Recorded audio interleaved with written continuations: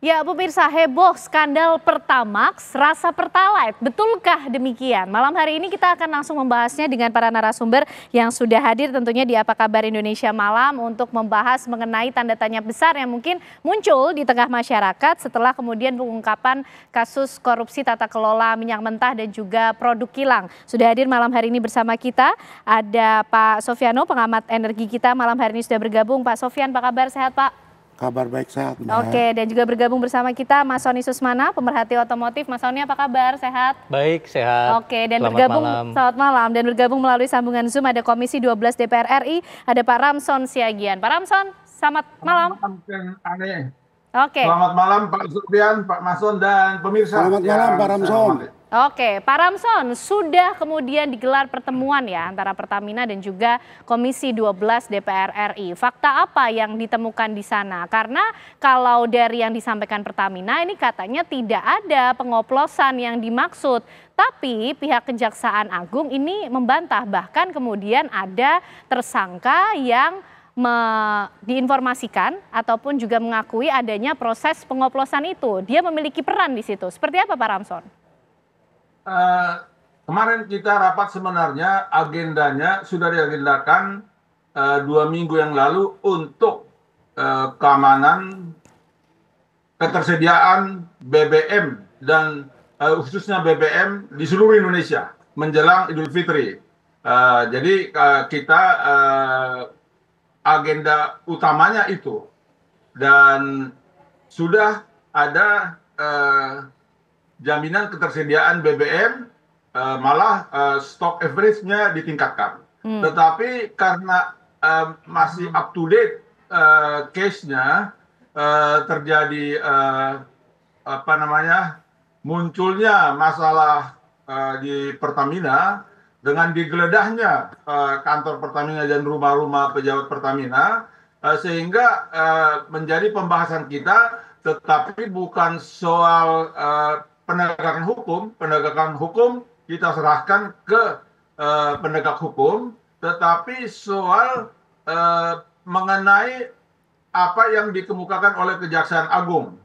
Kita minta agar Pertamina Patraniaga dengan jelas dan tegas jangan sampai membohongi masyarakat. Jadi kita memang tegas dari hasil penjelasan itu bahwa memang RON 92 itu dicampur dengan aditif yang dari Afton Chemical Corporation dari Amerika, ditambah pewarna itu yang spesifikasinya ditentukan oleh Ditjen Migas Kementerian SDM.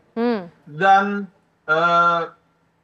perusahaan, kebetulan kita juga rapat itu bukan hanya dengan Pertamina Patraniaga, juga dengan perusahaan-perusahaan pendistribusi BBM seperti Shell, juga Vivo, juga AKR BP, dan juga Exxon.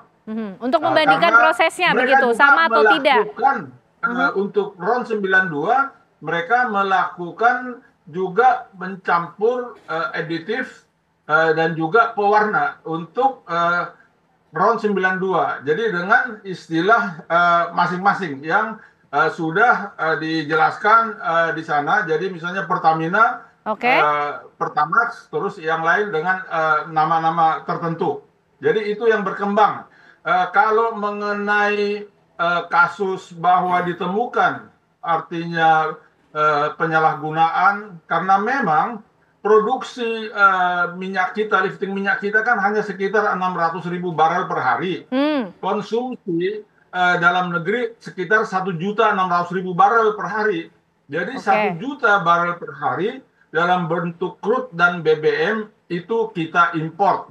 Kalau ini kan urusan ataupun tupoksi dari penegak hukum untuk betul-betul menyelidiki mengenai yang dituduhkan oleh penegak hukum bahwa ada penyalahgunaan sehingga terjadi kerugian negara. Pak Ramson, artinya DPR kalau mengenai Pertamax tersebut, formulanya memang RON 92 ditambah dengan aditif dan juga dibeli warna. Oke, artinya DPR melihat tidak ada pelanggaran begitu ya dalam proses material dari RON 92, kemudian tidak ada pengoplosan yang kemudian dimaksud, begitu?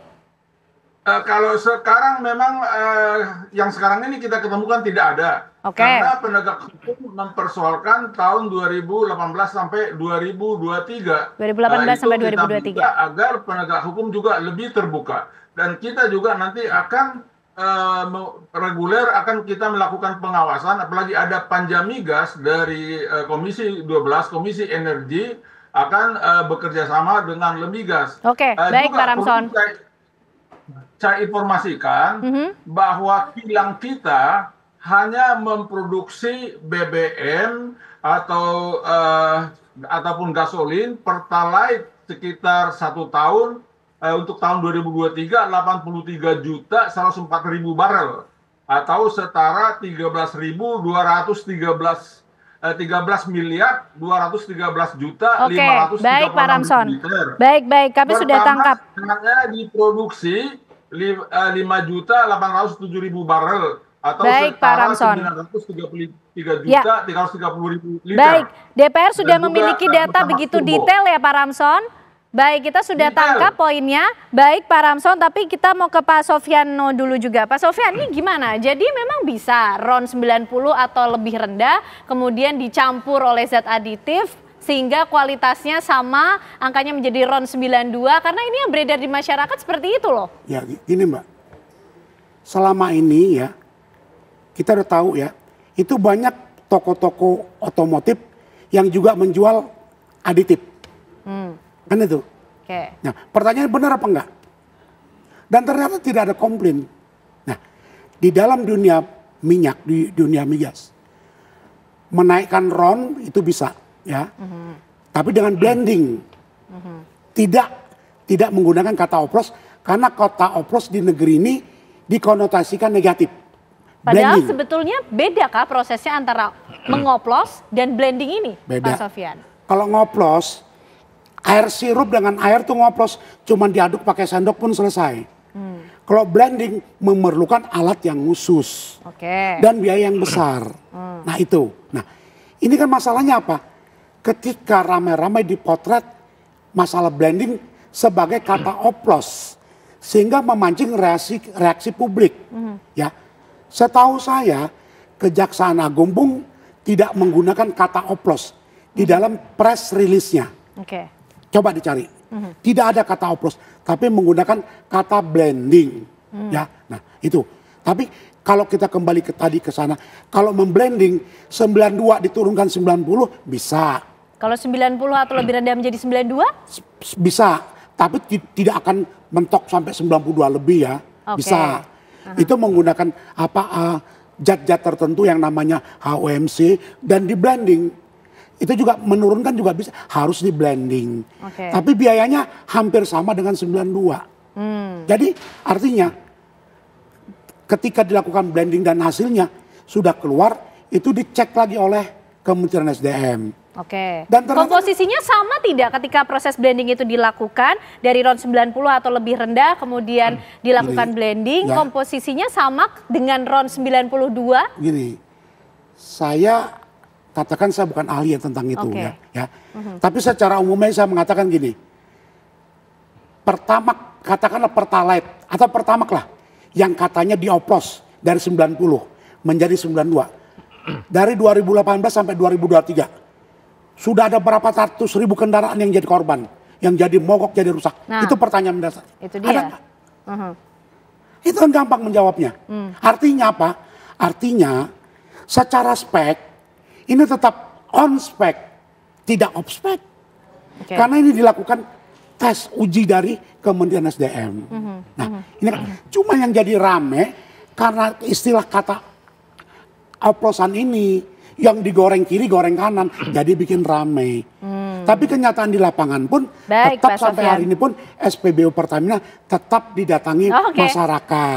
Baik Pak Sofyan. Itu menjadi indikator yang digunakan oleh Pak Sofyan ya untuk menjelaskan mengenai oplosan yang ramai di tengah masyarakat. Mas Soni, tapi mungkin sebagai pengamat otomotif ya, urusannya ke kendaraan nih ujung-ujungnya ya kan, dari bensin-bensin ini loh, minyak-minyak mentah yang diolah ini. Kita pengen tahu sebenarnya komposisinya seperti apa ketika ini dilakukan proses blending? Apakah sama seperti RON 92? Tapi dijawabnya nanti ya Mas Sony, karena ini sebenarnya cukup komprehensif. Usai jeda pemirsa, kami kembali untuk Anda.